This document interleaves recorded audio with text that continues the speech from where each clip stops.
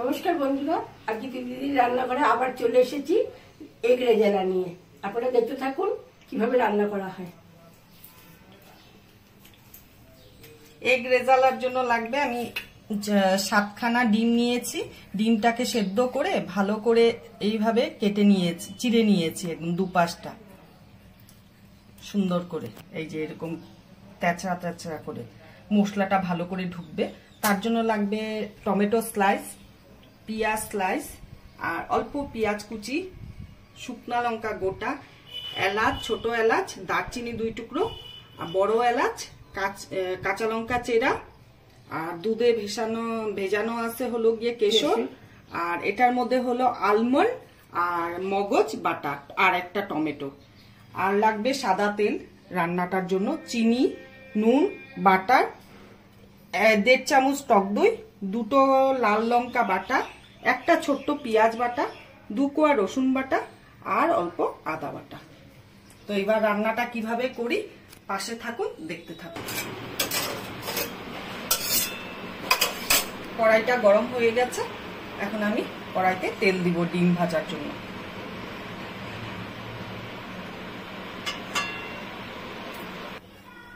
এক ছিটা বাটার দিচ্ছি।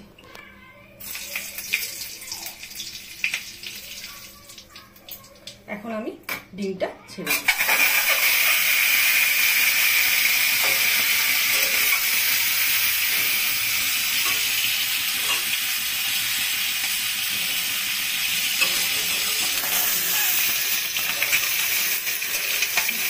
ডিমটা ভাজা হয়ে গেছে, এখন উঠিয়ে নিব আমি।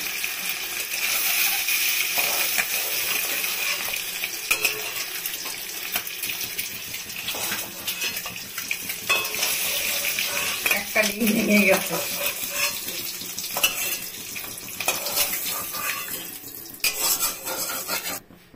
কড়াইতে একটু তেল দিচ্ছি।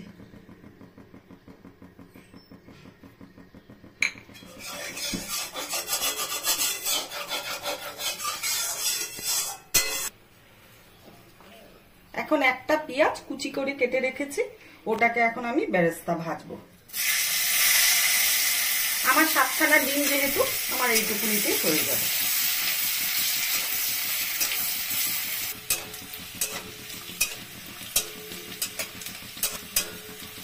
ভেজে যাচ্ছি, আর একটু হবে, তারপরে নামাবো।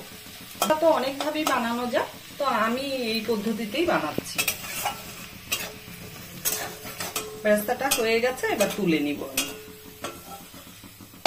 আমি বারবারই বলছি আমার অল্প সামগ্রী করি, এই জন্য অল্প অল্প মশলা, অল্প অল্প সবকিছু লাগে। আপনাদের পরিমাণ মতন আপনারা সেই অনুপাতে সব জিনিসগুলো বাড়িয়ে দিবেন।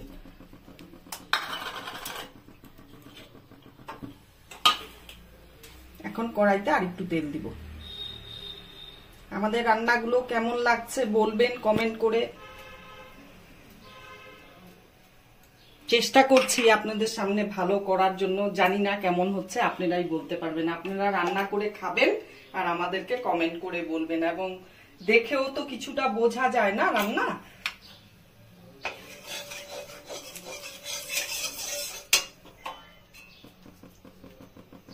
তেলটা গরম হয়ে গেছে, এখন আমি বাটারটা দিয়ে দিলাম। এখন আমি শুকনো লঙ্কা 2টো দিচ্ছি, একটা বড় এলাচ, একটা ছোট এলাচ, আর 2 টুকরা দারচিনি।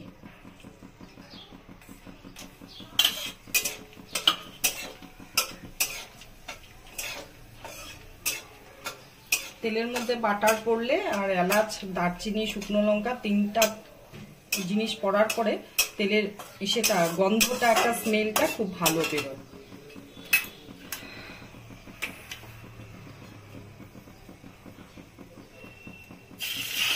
এখন আমি পেঁয়াজ বাটাটা দিব প্রথমে, ও রসুন বাটাটা। বাটাটা করে নিলাম, এখন আদা বাটা আর লঙ্কা বাটাটা দেব। সব এইভাবে আলাদা আলাদা করে ভেজে নিতে হবে। এবার আদা বাটাটা দিলাম, আদাটা দিয়েও একটু নাড়াচাড়া করে নিব, সেই কাঁচা গন্ধটা চলে যায়। তাহলে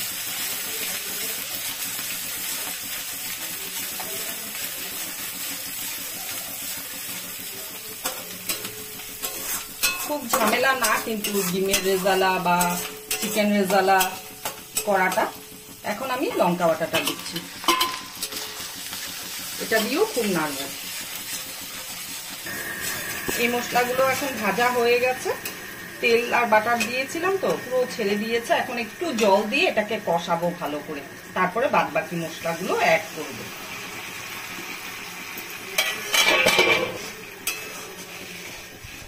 এটাই কিন্তু হলুদ যাবে না, শুধু হলুদটা যখন ডিমটাকে ভাজা হয় তখন হলুদ দিয়ে মাখিয়ে, নুন হলুদ দিয়ে মাখিয়ে ডিমটা ভাজা করতে হয়, তারপরে আর আমি রান্নায় হলুদ দিব না। আপনারা চাইলে কাশ্মীরি লঙ্কার গুঁড়ো দিতে পারেন, আমি দিব না। কেন কি আমি লাল লঙ্কা বেটে দিয়েছি, শুকনো লঙ্কা না কিন্তু কাঁচা লঙ্কা, ওটাতেই কালার আসবে আমার।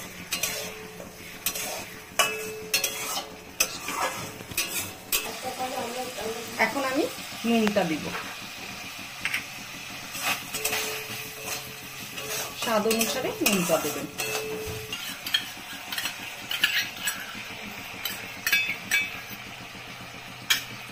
টক দইটা দিয়ে খুব নাড়তে হবে, নাহলে ফেটে যাবে। এটা ভাজার সময় আমি একটু গরম মশলা গুঁড়ো দিয়ে দিচ্ছি।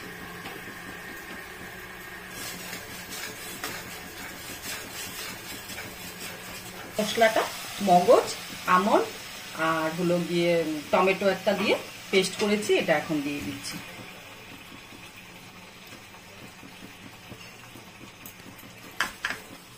দেখে মনে হচ্ছে না অনেক তেল দিয়েছি, কিন্তু টক দই পড়েছে তার জন্য তেল ছেড়ে দিয়েছে। এখন আরো তেল ছাড়বে, কেন কি আমন্ড পড়েছে আর হলো গিয়ে মগজ পড়েছে, এগুলোতে তো তেল থাকে না।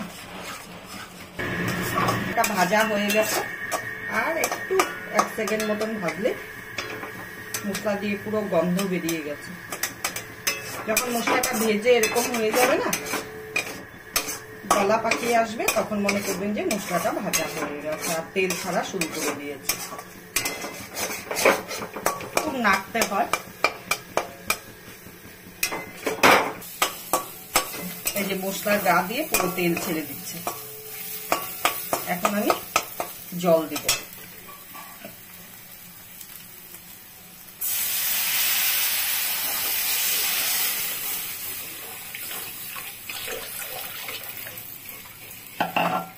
চামচ। রেজালাটা হয় গিয়ে একটু মিষ্টি মিষ্টি হবে, ঝাল মিষ্টি দুটাই নুন ব্যালেন্স করে করতে হয় এটাকে। এটা আপনারা রুটি, লুচি, পরোটা, তারপরে যে কোনো ফ্রাইড রাইস বা জিরা রাইস, পোলাও সবকিছুর সাথে ভালো লাগবে। এখন আমি এই যে টমেটোর স্লাইস গুলো ছেড়ে দিচ্ছি।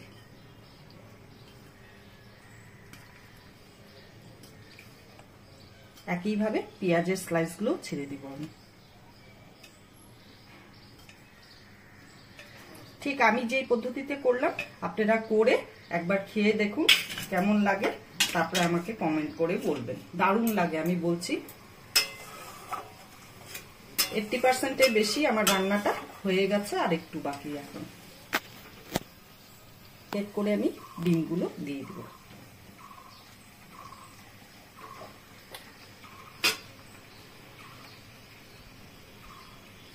আমি না কাশ্মীরি লঙ্কার গুঁড়ো ইউজ করেছি, না ডিম করে হলুদ করেছি।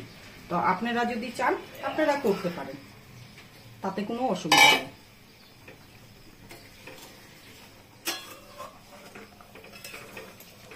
এখন আঁচটা বাড়িয়ে দিলাম, ভালো করে ফুটবে, ডিমের ভিতরে নুন ঝালটা মিষ্টিটা ঢুকবে মশকে যাতে, এই জন্য আমি চিড়ে দিয়েছি ভালো করে ডিমটাকে দু সাইড দিয়ে। রেজালাটা হয়ে গেছে, এখন আমি এই যে কেশর ভিজানো দুধটা দিয়ে দিচ্ছি।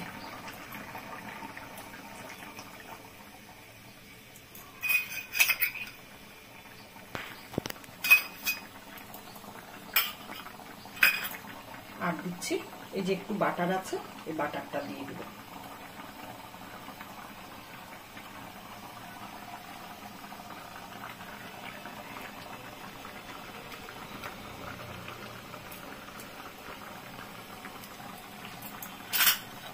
উপর থেকে দিব একটু পেঁয়াজের বেরেস্তা।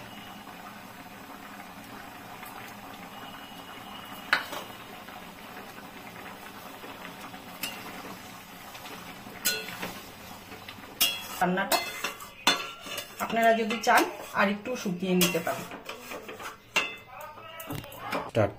ডিমের রেজালা হয়ে গেছে, দেখুন, দেখে কত সুন্দর লাগছে, কিন্তু জানি না আপনাদের কেমন লাগবে, তবে আপনারা করে খেয়ে দেখবেন, সত্যি খুব ভালো লাগবে খেতে। দিদি তো বললই, আপনারা করে খেয়ে দেখবেন, তারপরে আমাদেরকে কমেন্ট করে বলবেন। খুব অল্প জিনিস দিয়েই করলাম, এমন কিছু তেল মশলা গরম এখন সেরকম দেইনি। আর হলো গিয়ে ভিডিওটা দেখবেন, খুব ভালো লাগবে, আমি মনে হয় করে খেলে খুব ভালো লাগবে। আর 2 নম্বর হলো, আপনারা যদি ফেসবুক থেকে দেখেন তাহলে ফলো করবেন, লাইক করবেন, কমেন্ট করবেন, শেয়ার করবেন। আর ইউটিউব থেকে দেখলে পরে সাবস্ক্রাইব করবেন, আর হলো গিয়ে পাশে দেওয়া বেল আইকনটা প্রেস করবেন। তো আজকের জন্য ভিডিওটা এখানেই শেষ। টাটা। আগামী দিনে আমরা অন্য ভিডিও নিয়ে আসবো।